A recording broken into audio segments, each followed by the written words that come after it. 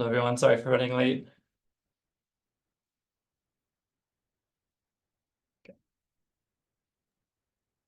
Prof. Russell, sorry, I see you've joined us. Good afternoon. Okay, thanks, Russell, Alton. Thanks for joining us. I think the group is ready. So I'm Renelle Swanefelder from Sanders. Renelle, are you here? Yes, I am. Can you hear me? I have unmuted myself. Can people hear me? I can hear you. Bridget? Yes, we can hear you. Okay. And can you hear Alton? Yes. Okay, so can I go ahead? It looks like he might be struggling with sound. Okay. Maybe he can't hear us. Let me just send him a private message quickly.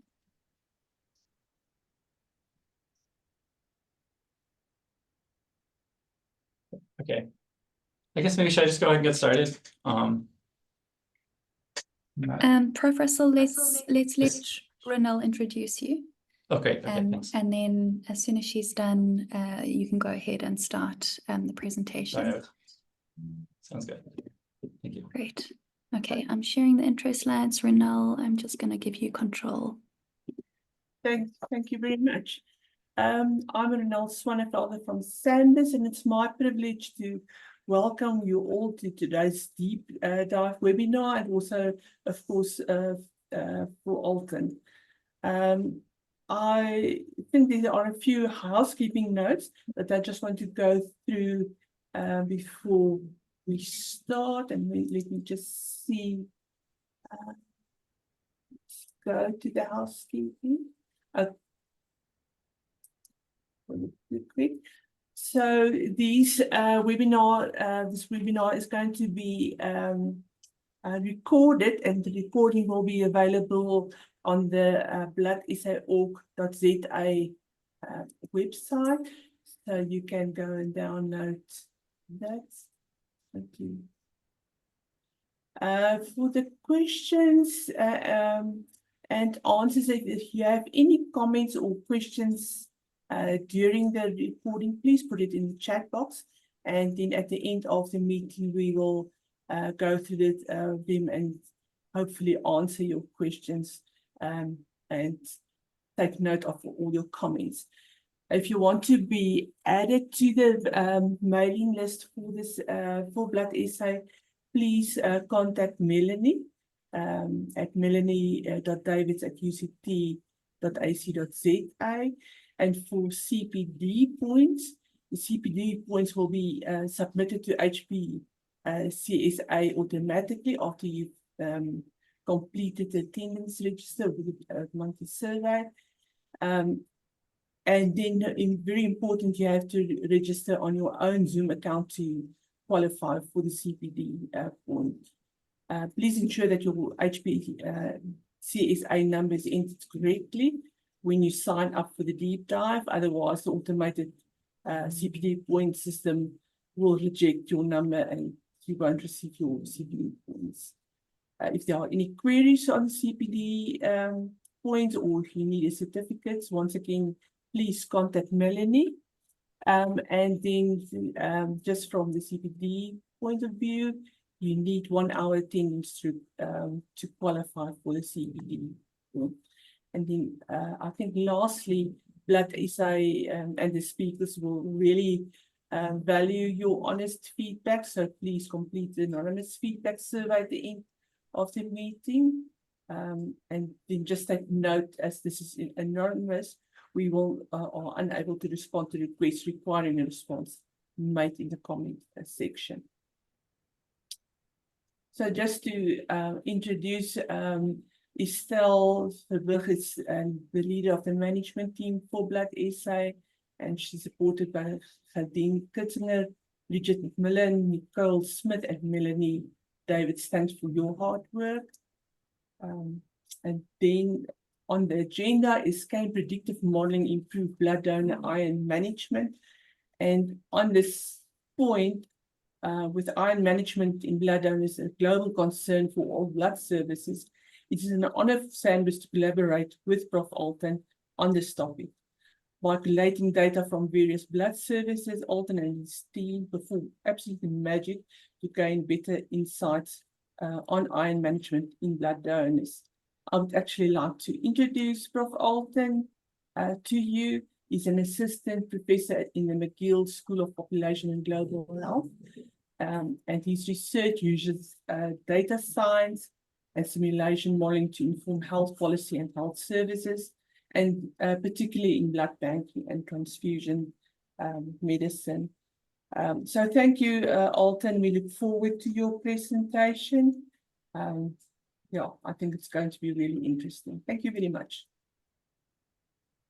Thank you so much, Renelle, for that introduction. My apologies for running a few minutes late. I had a time change mix up with daylight savings and the time difference. But I'll go ahead and share my screen and get going.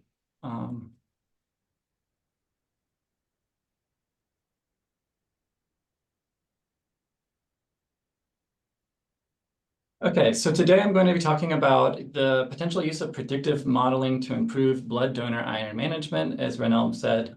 And as you likely all know, that the amount of iron lost in a blood donation is substantial. So a unit of whole blood can be around 250 milligrams of blood, which here I'm showing the estimates of the iron stores for male donors, females older than 50, females less than or equal to 50, where they have the lowest iron stores due to menstruation.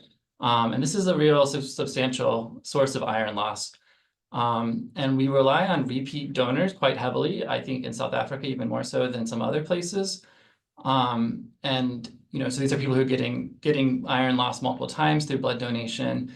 We know that the proportion of donor visits resulting in a hemoglobin deferral can differ by kind of location and donor management policies, but can be as high as up to 15%. But hemoglobin deferral means that you have low hemoglobin. It doesn't guarantee that you have sufficient iron stores, because hemoglobin is not a measure of your iron stores, even though it correlates sometimes. But the proportion of donations from donors who maybe their fingertip hemoglobin is sufficient, but their actual iron stores are not, can be as high as 40%. So in terms of challenges with blood donor management, we know that blood donation can cause or exacerbate iron deficiency and/or anemia.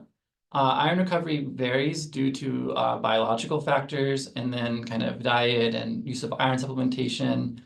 We also know that a lot of countries are facing challenges with donor recruitment and donor retention.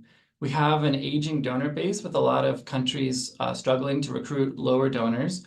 And we also have lost some of our loyal donors in the pandemic era, which really disrupted kind of behaviors with kind of donor return and donation. And then we also have patients, of course, who require rarer blood types. They need kind of these antigen matches that are found in ethnic groups that are often underrepresented among blood donors. So in the United States and Canada in particular, we have an increasingly diverse population, more patients like sickle cell patients or thalassemia patients who need kind of these antigen matches that are not often found in our white donors, and yet these minority donors are underrepresented. And of course, sometimes we have issues in particular with iron management and kind of hemoglobin deferrals for some of these groups.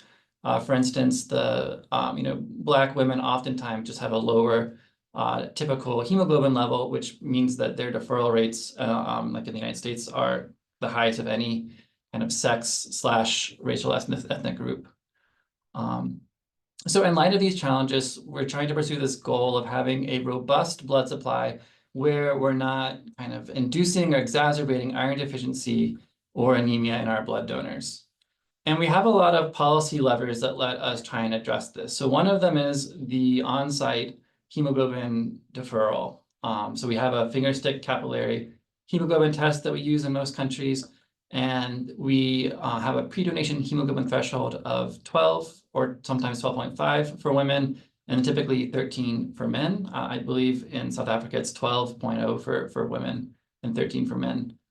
And then we've got, if you do have low hemoglobin, we have this low hemoglobin deferral interval. So this hasn't been talked about as much as other donor management policies, but it actually does differ place to place. So most of Europe and South Africa, and most places I think that I'm aware of, other than the United States, they defer you for 3 months minimum, sometimes 6 months for having a low hemoglobin. In the United States, there is no minimum interval. I mean, you can come back and try to donate again the very next day, which is a different policy than most places.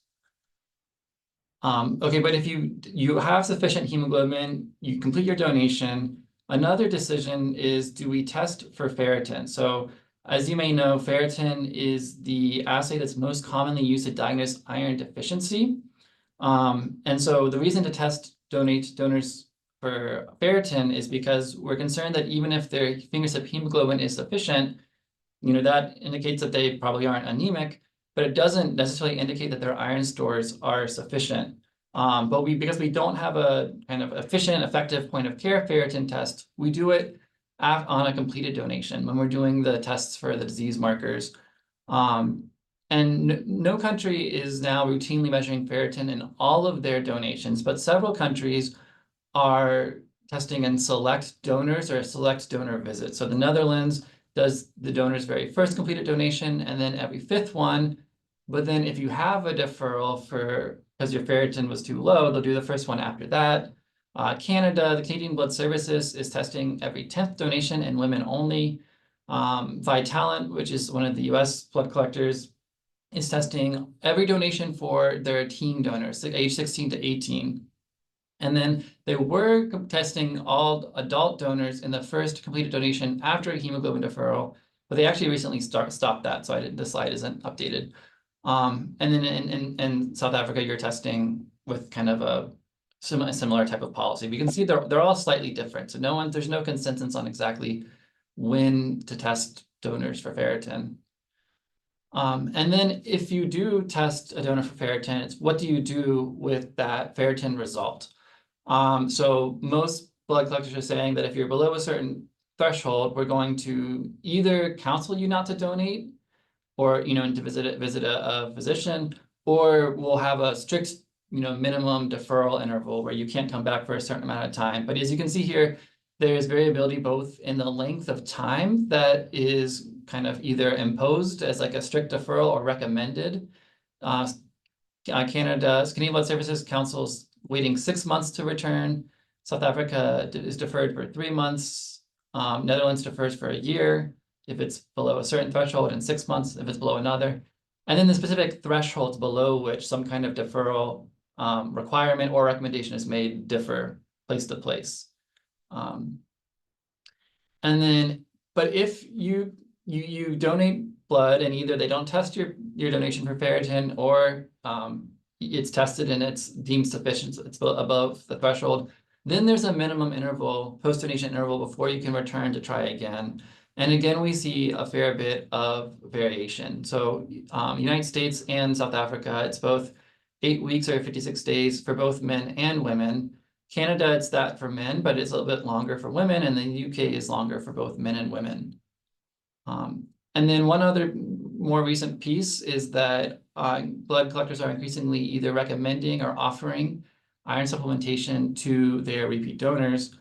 So in the United States, we typically just, in the letter to someone who has low ferritin, we kind of say, consult with your doctor and consider iron supplementation. In South Africa, my understanding is that you're actually offering iron supplementation to a lot of your donors, age 16 to 46, if that's still the policy.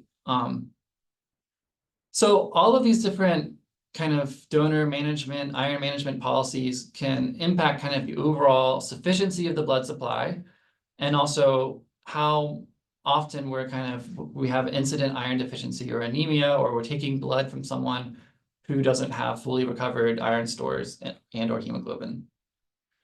And so more recently, people have been talking about different strategies to address this. You can increase the minimum interval after donations. You can provide iron supplements, or some places are giving vouchers for the donors to pick up iron supplements from a pharmacy. And then ferritin testing is, of course, something we've introduced. All of these have benefits and drawbacks. But what my research group and a few colleagues have been looking at more recently is, what if we can use predictive modeling to try and anticipate things like how long until someone's going to recover their iron stores, or how likely is this low hemoglobin finger stick measure on this visit indicative of low or absent underlying iron stores, and then use these prediction models to kind of translate them into decision rules that are based on what individuals' predictive risks of iron deficiency or anemia. So the idea here is that we could potentially try and target the higher risk donors to give them more time to recover their iron stores, or kind of be a bit more careful with them in terms of not allowing a donation based on the finger stick hemoglobin level. And you can also kind of tailor these decision thresholds to balance the risk to the donors versus the risk to the supply, right? So maybe we could relax some of these prediction-based intervals if we have a severe blood shortage, and then be more careful in other periods. But the biggest drawbacks is that no one's actually implemented anything like this in the clinic yet, so it's a bit untested. And of course, it's complex, for the donation center staff and for the donors themselves. I think without the proper kind of education and support, it would be this would just be a big mess. But that's kind of where we're looking to go to. And so a lot of our work looking at blood donor iron status is using supervised machine learning. And then just a real quick overview of what that means. In supervised machine learning, you're learning some function to predict an outcome from kind of variables. We're typically, and then here's an example. This picture kind of represents a neural network, which is one type of machine learning algorithm that's often used for supervised learning. Here you have inputs on a patient. This is length of stay, their balance score, whether they had atrial fibrillation. And then you probably have more than just that. This is a stylized example. And then you can predict some outcome you develop these models using labeled data, meaning that it's data sets where you have those kind of covariates or features that you want to use to make the prediction, and you also have the outcome. And the idea is that to learn these models will learn these relationships between, characteristics and risk, or characteristics and like hemoglobin level or ferritin, from data where it's labeled, and then we could deploy it in patients where we don't have the label. So if the model is trained to predict, someone's iron status when they come back after a donation, we can train it on historical data where we have that information, and then deploy it on new patients and then potentially use that prediction to make a decision about, do we give this person extra time until we allow them to come back, to try and avoid them showing back up and not having fully recovered hemoglobin and ferritin. So looking towards precision donor management, I'm going to talk about a few different areas of kind of the policy levers that we can address. First, I'm going to focus on the post-donation interval, sometimes called the interdonation interval. So this is, I've completed a donation, how long until I'm allowed to come back to try again? And the first paper that I published in this area was published in 2021. It was looking at individualized risk trajectories for iron-related adverse outcomes in BP blood donors. So what we did is we took data from an older US study called the RISE study, where people had completed a blood donation, they waited at least 56 days to come back, and then they came back, and we observed, were they deferred for low hemoglobin on site? And then if they weren't, this was in a study where we were measuring the ferritin in the people who completed a donation. So those who completed a donation, we had their ferritin, and we can classify them as having low or absent iron stores, and we used these cutoffs, which were sex-specific for low iron donations. And then if they completed a donation, their ferritin was above 20 for men and 30 for women. Sorry, 20 for women. Yeah, then we would classify them as having a no adverse outcome. So we're predicting what's the probability when you return that you would fall into any of these 4 categories. And this was a research study, so we had more data than is maybe typically available for blood donors kind of in routine operation. So we had, well, the donation history usually would be available for most donors. And then, but we had questionnaires about kind of iron supplementation, diet, reproductive health that we typically don't have on all of our donors. And we also had, of course, ferritin, which isn't routinely measured in all donors, as well as a couple other measures, soluble transferrin receptor, and then body iron, which is, well, that's calculated from the other variables and their height and weight. And then we had the time until they came back, which we use as a predictor, because that's really the main thing we're interested in, right? Like, how does waiting longer change your risk of these outcomes? And then, of course, we had the adverse outcome at follow-up donation. Now, they didn't measure ferritin in every single donor in this study, so we had some minus, I labeled as -1 here, is donors who had a completed donation, but we don't know their ferritin. And we did some kind of post hoc calibration approaches to handle that and to try and make the model more representative. But I won't go through all of the technical methods for this audience. But in brief, we did kind of, we kind of split the data into the kind of training and test sets. We tried out a whole bunch of different machine learning models to see which one predicted the best. And then we did probability calibration, which is basically like a way to adjust for this bias in the training data set where, we know for sure if someone got a hemoglobin deferral, but for a certain percent of the people in the population, we know that they completed a donation, but we didn't measure the ferritin, so we had to do some kind of post hoc adjustments.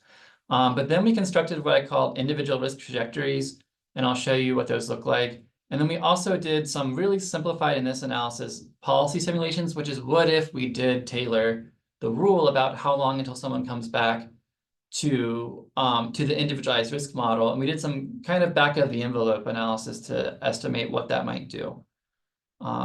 So we tried a bunch of different machine learning model types. We assessed them based on the area under the ROC curve. And because we're doing a multi-class prediction, not a binary prediction, we're predicting, one of 4 outcomes. We had to use a slightly different area under the ROC curve metric than the usual, called the multi-class area under the ROC curve. And we also made 2 versions of the model because, basically because in routine practice, most blood collectors are not measuring ferritin and most visits. So we thought it would be meaningful to see how well can we predict the outcomes if you don't measure ferritin at that, what I call the index visit, so the last one before the one you're predicting. And then we did another version where we did include ferritin both, at the index visit, so like using it as a predictor to predict what happens when they came back. The top models were kind of ensembles of different machine learning models where you kind of average basically their scores. And then here's kind of the overall predicted performance. So the left area under the ROC curve is showing when we don't have ferritin and STFR as predictors. And I put a dot at 0.75, 0.75 to kind of help you see the difference between the two ones. But we see the model does a reasonably good job of predicting the probability that no one will come back. Well, someone will come back and complete a donation and not have lower absent hemoglobin with ROC curve of 78% for that outcome. If you add in ferritin, it increases by about 5 to be 83%.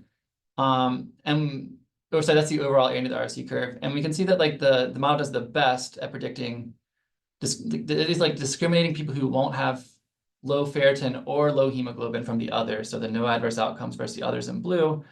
And when you add in that ferritin measure, it really improves your prediction of the absent iron stores, which makes sense because I think one of the stronger predictors of if I'm going to have really, really low ferritin when I come back is, do I have really low ferritin right now? So you can see that like adding in ferritin at baseline really improved our abilities to predict absent iron donation as opposed to these other outcomes. And then this is looking at feature importance. So if you don't measure ferritin, the most important variable is time to return, which I think is a really good thing because that's the variable that we can most easily modify as, as a blood collector. We can tell people like, you can't come back, until X date. So I was happy to see that one at the very top. And then like their hemoglobin levels, their history of donation, those are all also important. And then if you do have ferritin and STFR, then ferritin becomes by far the most important variable in the prediction model, but time to return is still second. So that's just kind of developing the prediction model. And then what we wanted to use it for is to create what I called individual donor trajectories. So each of these two panels represents one blood donor. And the x-axis is how long until they come back. So they can come back 56 days later or 250 days later. And then the like relative height of the shaded regions is what's their probability of each of our 4 outcomes. So we estimate for this first donor, if they come back 56 days later, they have a pretty high chance of having absent or low iron stores, and a medium chance, I guess, of a hemoglobin deferral. Looks like maybe it's about 10%, 12%. But over time, their likelihood of coming back and not having any of these iron-related outcomes and just having a no adverse event donation increases. And then donor 2 on the bottom, the model estimates a very low risk of any of these outcomes kind of independently of whether they come back 56 days later or 250 days later. So here I'm showing the same plots for 20 different donors. And you can see there's a whole lot of variability where some people, like this person here, the model projects like, okay, no matter how long this person waits to come back, they're probably going to have absent iron stores. You have some people like this person here over who the model says, okay, they're very unlikely to have any adverse events no matter when they come back, basically. And then other people, like maybe this person here, where the model says like, okay, they come back 56 days later. We estimate a pretty high chance of one of these adverse events, but if they wait long enough, then their risk is pretty low. And so we can use these different risk trajectories by individuals to classify donors. So here at the top, I'm showing you kind of each line is a different donor's risk, and this is the risk for any adverse event. So I added up the risk of absent or low iron stores or hemoglobin deferral, and I classified some people as being like chronic high risk. So these people, their risk is very high no matter how long they wait. So these are maybe people who perhaps the model is picking up on some underlying issue that basically indicates that this person maybe isn't a good candidate for blood donation. And then we have fast recoverers whose risk was below, I think I used, if it's below 10% at 56 days, I called them a fast recoverer. And then slow recoverers where the risk is relatively high, like above 60% if they come back 56 days later, but it drops below, I think I might have used 40% by day 250. So I think this really shows that there is heterogeneity, there's variability in these iron recovery, and it can be predicted because the model is able to disambiguate between these different classes of people pretty well. So perhaps that means we could be basing our minimum donation interval on a predicted risk rather than just kind of one size for men, one interval for women, or one interval for everyone. Okay, so we did in this paper a pretty simple, actually I didn't even put it in the paper. It's in my thesis, but it wasn't in the paper. But we did look at kind of what if we make a rule where you've got a risk for each of your 3 outcomes. We can assign a threshold for each of those 3 outcomes and not let you come back until your risk is below the threshold. And by your risk, I mean what the model predicts is your risk. And because the United States, like South Africa, has the shortest minimum post-donation interval in the world, one way I thought we could kind of assess what if we changed the rules without having to kind of look at rules with a shorter interval was to simulate longer interdonation intervals that we see in other countries. So in Canada, we see it's longer for women. In Australia, it's longer for both. And then UK has the longest interval for women, and then 84 days for men.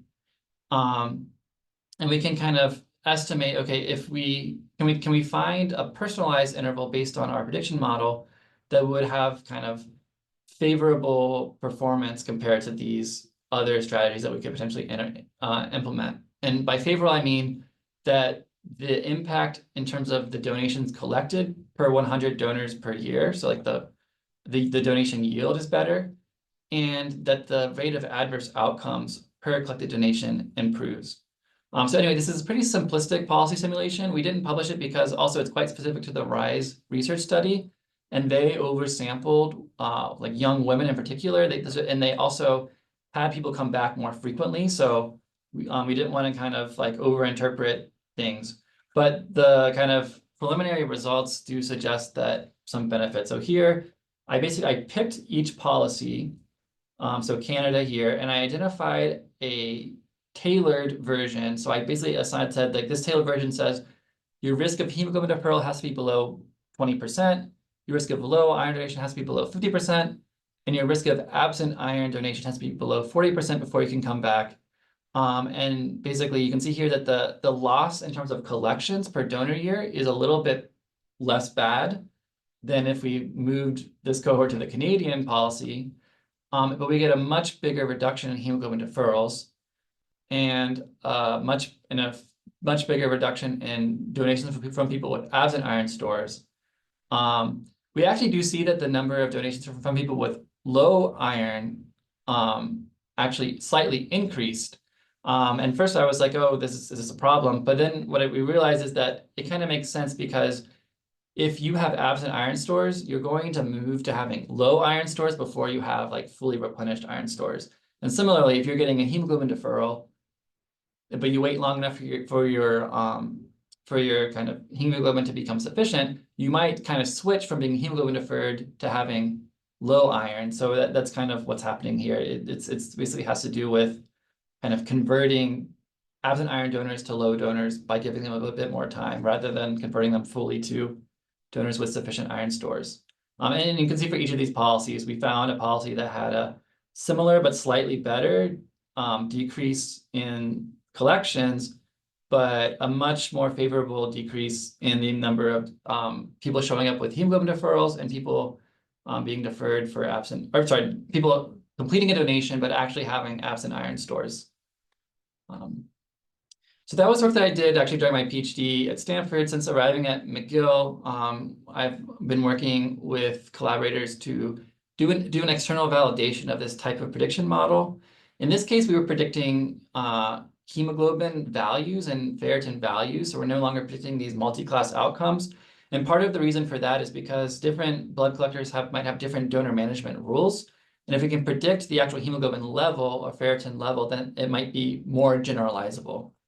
And so we developed these models in the same data set I used in the last study, and then externally validated them in operational data from US and Dutch blood collector, as well as the South African National Blood Service. So I've been working with them, and Ronel and colleagues have been sharing data and expertise to help us with this analysis and others.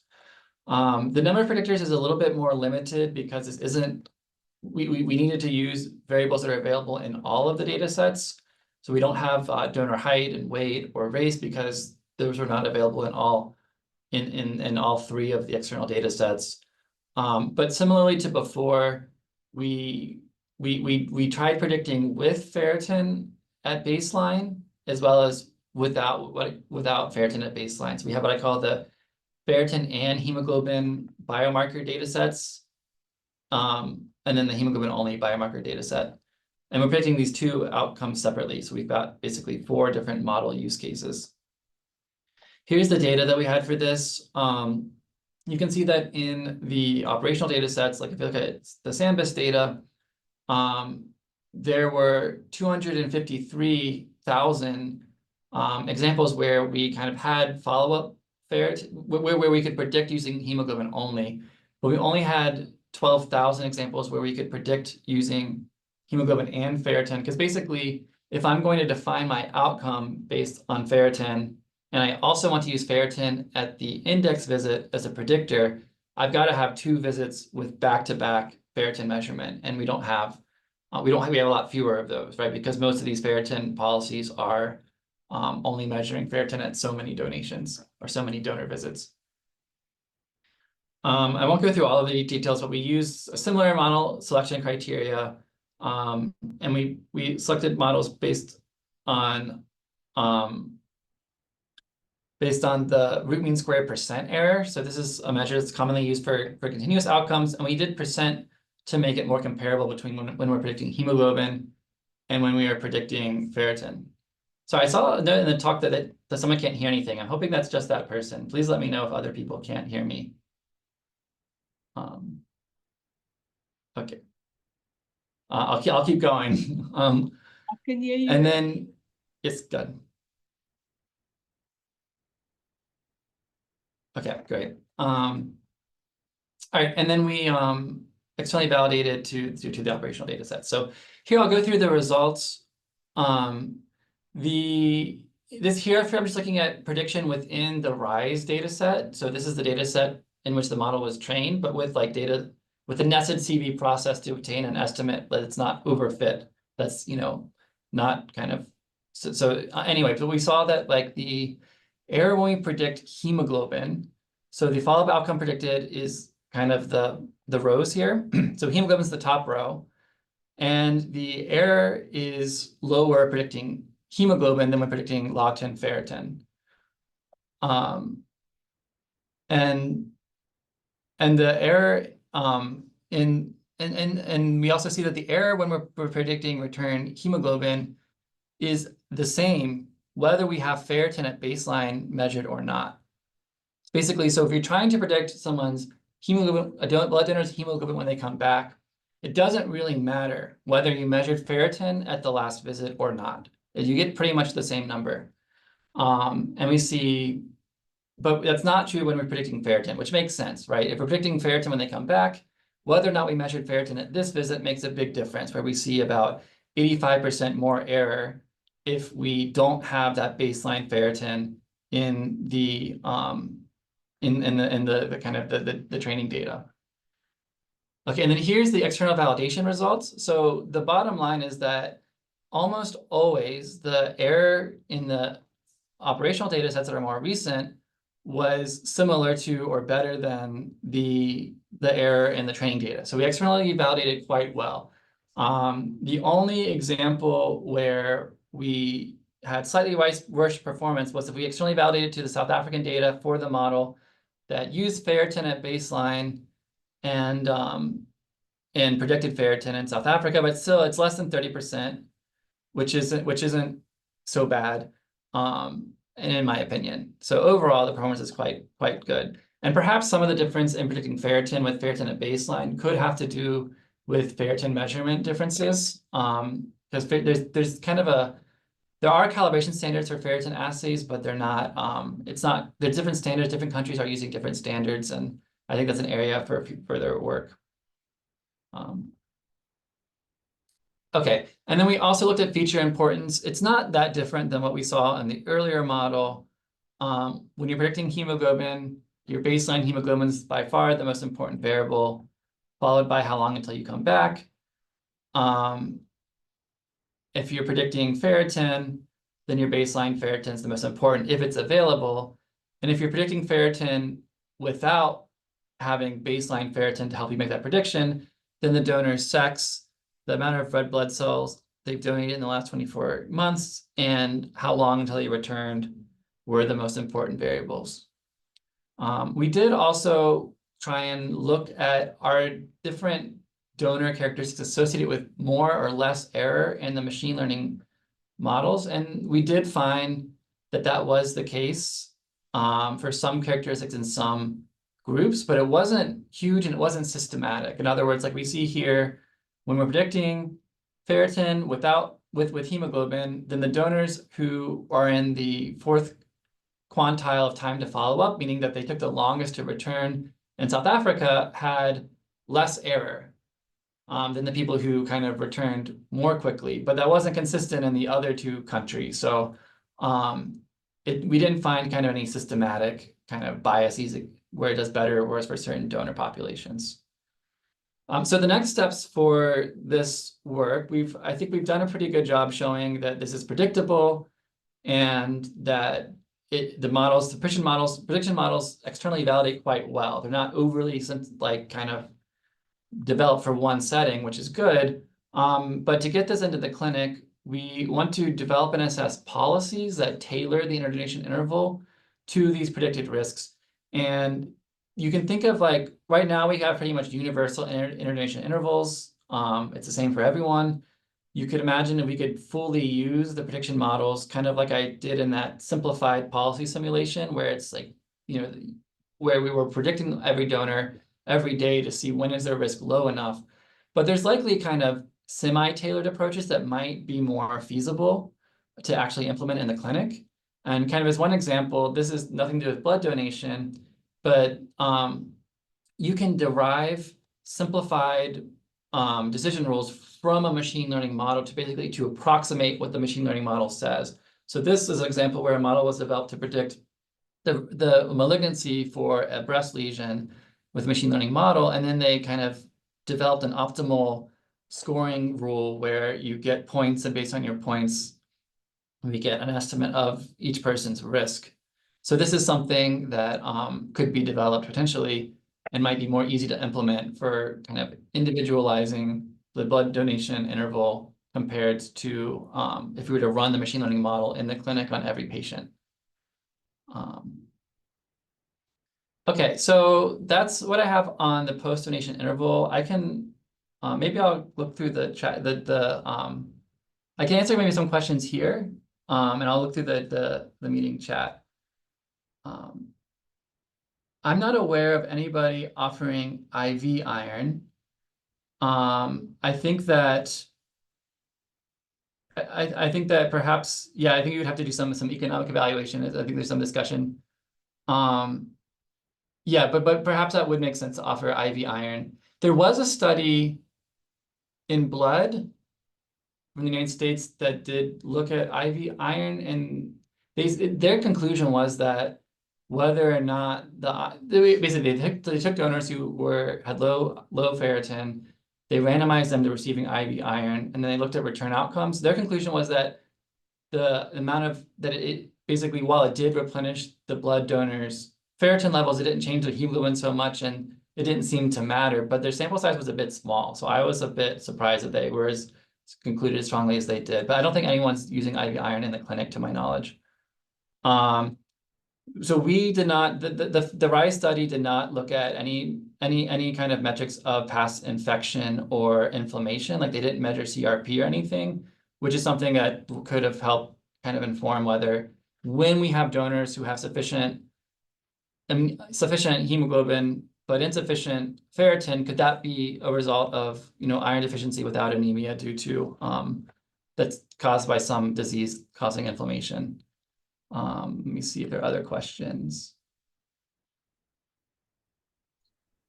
Okay, so another one from Stephanie. Are we able to include addressing a potential underlying cause other than donation? Yeah, so what I didn't really investigate kind of what is causing the situations for these, what I call chronic high risk in the model. But I definitely think that could be something the blood services could offer, would be to kind of like, if we are identifying donors who need longer or who are not good candidates to donate based on our prediction models, I think that is a piece we would definitely want to figure out, is like, what do we tell the donors? What do we counsel them? That's a way that's like, kind of helping direct them to potentially having something important for them diagnosed, but of course, recognizing that our role is not the role of the of their position. So I think that those are all implementation pieces that would need to be looked at. Okay, so next I'm going to talk about on-site low hemoglobin deferral. So this is where we do the finger stick test, and we have to determine if whether they can donate or not, right? So the finger stick capillary hemoglobin test is used all over the world because it's the most affordable, kind of pain-free way to check someone's hemoglobin, but we have some challenges, right? So sufficient hemoglobin does not guarantee recovered hemoglobin in a repeat donor. We know that the capillary finger stick test can systematically differ from venous measurements, and we also know that it can be influenced by time of day. There's a temperature effect. If you're cold, things are different. How much you've drank in the preceding 24 hours can have a pretty significant effect, where if you're dehydrated, your hemoglobin concentrations will be higher. It can matter based on elevation, and even like your body position, like how much you're leaning forward. All of these things can influence your finger stick hemoglobin test. So it's a very noisy test.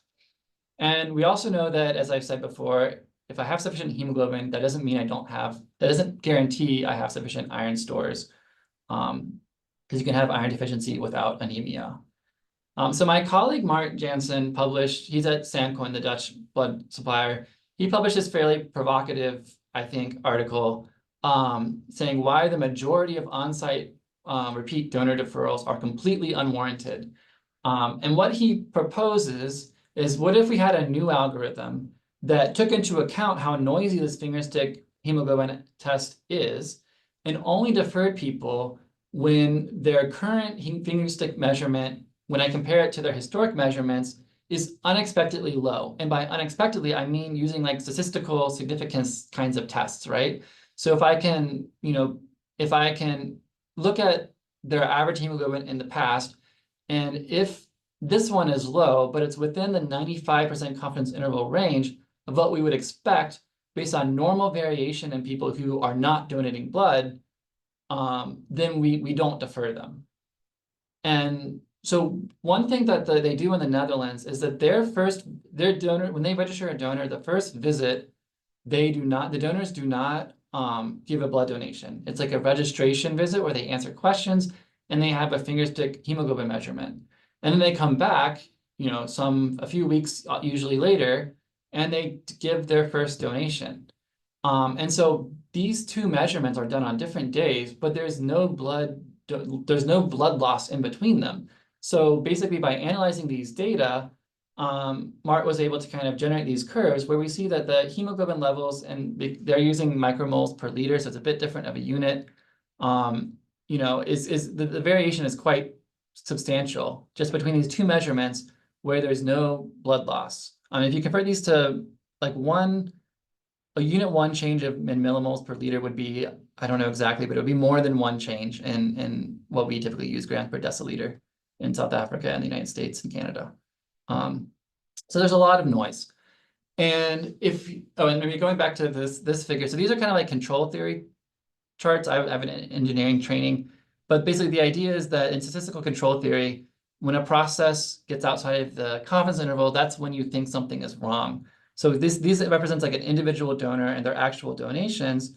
The dotted line here is their average hemoglobin. And we can see that for this particular donor, they had one donation where the hemoglobin value just barely fell below that 95% confidence interval. So under Mart's new algorithm, this visit would result in a deferral because they're below the 95% confidence interval range. But this gray horizontal line here is the actual hemoglobin deferral cutoff. So this person here would be deferred despite being well above the current cutoff under Mart's algorithm. And then here we have a donor whose kind of average hemoglobin is much closer to the cutoff. And we see that for every dot that falls below the gray line, they would be deferred under the current policy. But under Mart's algorithm, they would only be deferred at this one single visit where they were below the cutoff, but they were also below the 95% confidence region for kind of like, is this what we would expect with just normal variation and no kind of donation related loss of hemoglobin. And when you apply this to a bunch of historic donors, we see that, in real life, for this time period in the Netherlands, 5.3% of these visits resulted in deferral, and that was 2.3% of the visits for male donors and 7.6% for female donors. We always see higher rates in female donors. But with the new algorithm, we would have only 0.4% of deferrals if we implemented Mart's algorithm, and that's only 0.6% even in the women, so less than 1% deferral rate among women, which nobody has. So we would reduce the on-site deferral rate by about 92% is what he estimates here. And this is a really simple, like applying it to the actual data. If you really wanted to know how it would impact kind of donor yield, you would have to account for donor behavior, because we know that an on-site hemoglobin deferral is a donor dissatisfier, and a lot of the people that we defer won't come back and try again. And so there would actually be an even probably better, basically for every one on-site deferral that you prevent, on average, you're probably increasing your collections by not just one donation, because looking into the future, probably more like, I don't know, 1.1 or 1.2 collections because of the future donations that you're more likely to get from that person who's more likely to come back.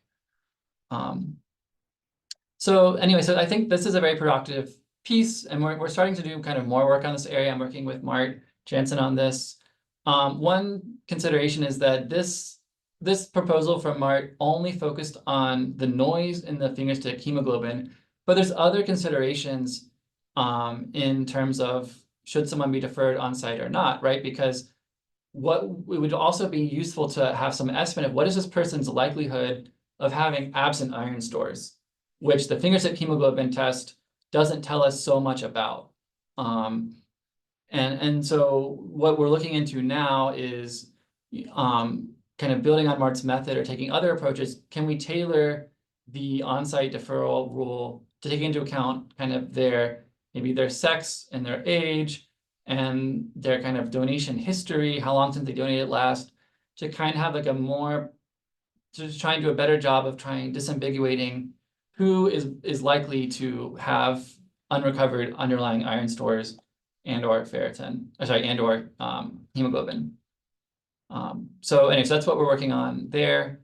I'll briefly go through some other considerations, mainly focused on kind of donor behavior, right? So we can to really understand how any of these policy changes would impact our overall collections depends on kind of donor behavior characteristics and how likely they are to present to donate, given like what history they've had. And so we have we have a recent publication that we did with our collaborators at Sambis and Vitalant in the United States on donor return, where we looked at like from when a donor is eligible to return again, how long until they come back.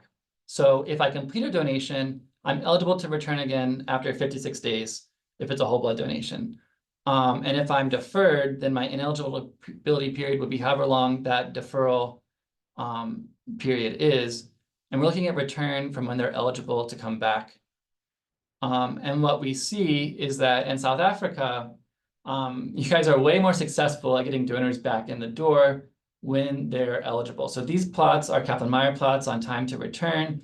And whether we're talking about fixed collection sites, mobile blood drives, a first-time donor or a repeat donor, the lines are higher on the left for South Africa than they are on the right for the United States. One thing that we see for mobile donors in the United States in particular is we see these kind of kinks in like where we have periods where a lot of people come back, and that's kind of an artifact of mobile blood drive schedule. So coming back to the same site every 6 months or every 1 year is where we see kind of like people have an annual donation kind of pattern, which we see a little bit less in the South African data, I think because I think and Sambis goes back to the same places more often on average than the United States does. And I think that you're also more proactive about kind of getting people back in the door. We also looked at kind of predictors of return. We see that if you are hemoglobin deferred and a first-time donor, then you're generally less likely to come back before COVID-19, which is consistent with everything we'd expect from all of the previous literature on kind of donor return. One thing that's quite cool, though, is that in South Africa, during the pandemic, my understanding from my conversations with Sambis colleagues is that, you did a very, you recruited very heavily to get people back in the door, particularly after a deferral. And you actually reversed this association where people who showed up one time and were deferred, I think because they were being contacted more intensely and counseled by collection sites, they actually came back sooner. So what we found in this data, so every other publication of kind of donor return dynamics has found that deferred donors come back slower or are less likely to come back than completed donations. But what we kind of found was that in South Africa, you were able to, during the pandemic, because of this need, do so well at getting deferred donors back in the door that trend actually reversed in some cases. So basically the donor return is a function of donor behavior and blood operator policies. They can differ over time and place. And even though donor deferral typically dampens donor return, makes them less likely to come back. When we compare the South African to the United States data during the pandemic, we see that was even more true in the United States than it was before the pandemic, where donors who are deferred are less likely to come back. But in South Africa, I think kind of because of the actions of the blood collectors, that trend was reversed. Yeah, so and I see a question, have you looked at whether you would lose donors more from repeated deferrals rather than longer intervals with successful donations? Yeah, so we haven't basically, so far we've kind of we've published kind of separate work looking at donor return dynamics and then work looking at the policies. But our next steps, actually, that question leads in really well to kind of next steps where we want to kind of put these pieces together and do exactly what this question is looking at, is trying to understand kind of as a system, if I change one piece, it's going to kind of impact the overall outcomes of the system, and it might impact like donor return behavior. So the idea is to build a simulation model that's capturing donor behavior, so this kind of donor return dynamics and how likely donors are to return if this happens to them or that happens to them, kind of building on that donor return prediction work we've done. And then also, of course, our prediction work about what their iron status will be when they return. So kind of to use decision analytic simulation models, and then kind of within this simulation, try and identify what is the best set of donor management policies, right? Because changing one piece here, keeping everything else the same, has different implications if I change, you know, this lever and this lever at the same time. So that's what we're hoping to do next. And then also, of course, we're hoping to actually get away from just, you know, running analyses and historic data or simulated data, and get to the point where we're actually piloting some of these strategies in practice, which I think is going to take a lot of work and expertise that's beyond my own, and informatics and IT systems. You know, we have to look at kind of the like donor apps, and also the eProgressa, so the kind of the donor management software, and what information is available to the phlebotomist or nurses, you know, on-site counseling the donors. But anyway, that's the eventual goal. So the goal in the next, you know, 4 or 5 years is to both use simulation to answer these questions, like what was just asked in the chat about, is it better to defer someone twice or just to give someone a longer deferral? And then to also move to actually implement some of these in the clinic. So the kind of idea is that we can take, for a given visit, we have a donor's characteristics, predict when they'll come back.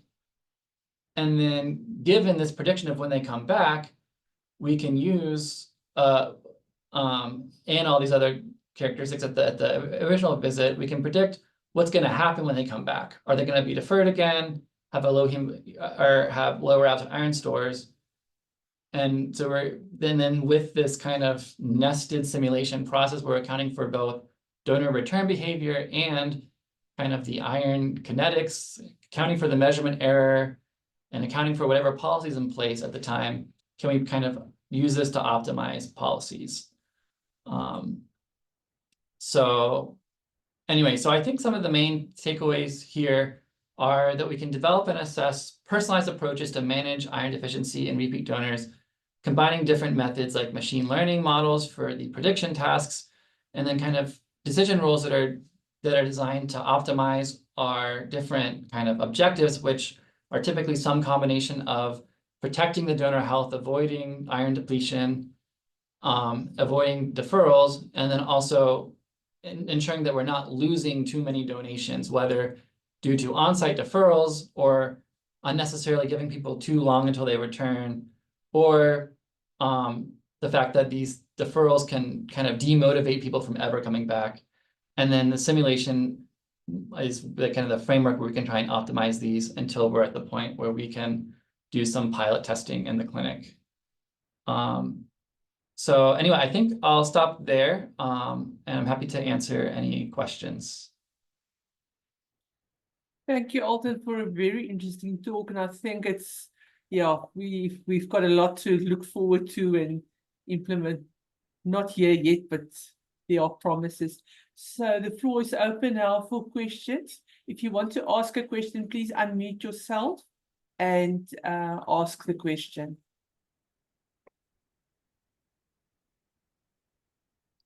While we're waiting, I was negligent to not acknowledge my collaborators. So I pulled up a thank you slide. So thank you for listening, and also thank you to all of my many collaborators, including, of course, Ronell, Karen, and Brianna at the Sambus.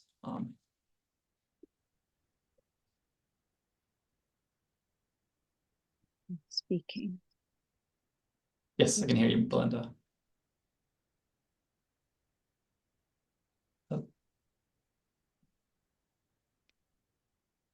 Driving mode. I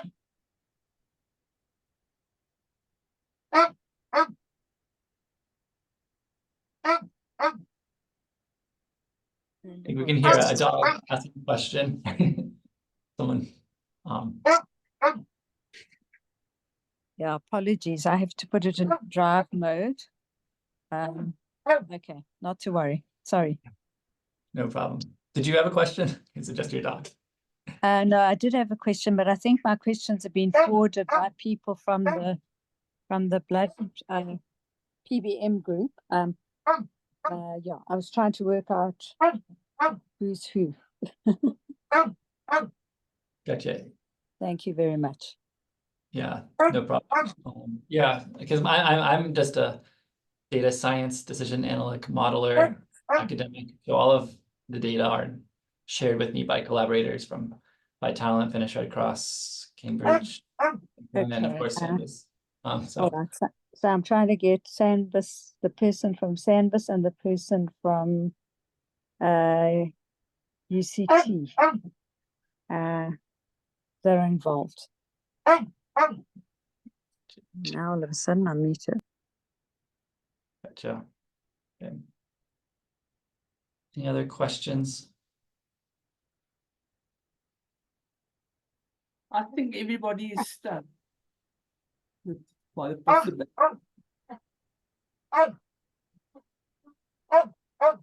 Any other question?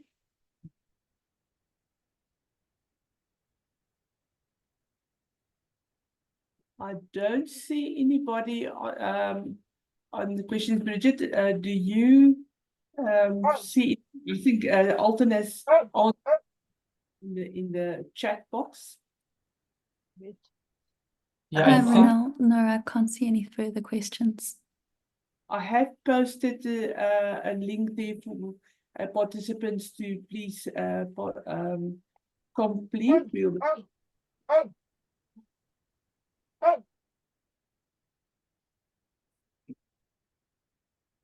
I think the dog is in the applauding you, Alton. Thanks for a very interesting talk. thank you. High praise. I'm a big fan of dogs. So great. Well, thank you very much for everyone for listening. I hope it was useful. And yeah, and maybe I'm hoping to come to South African National Blood Congress next August. So maybe I'll meet some of you there. Good stuff. Thank you. If there are no more questions.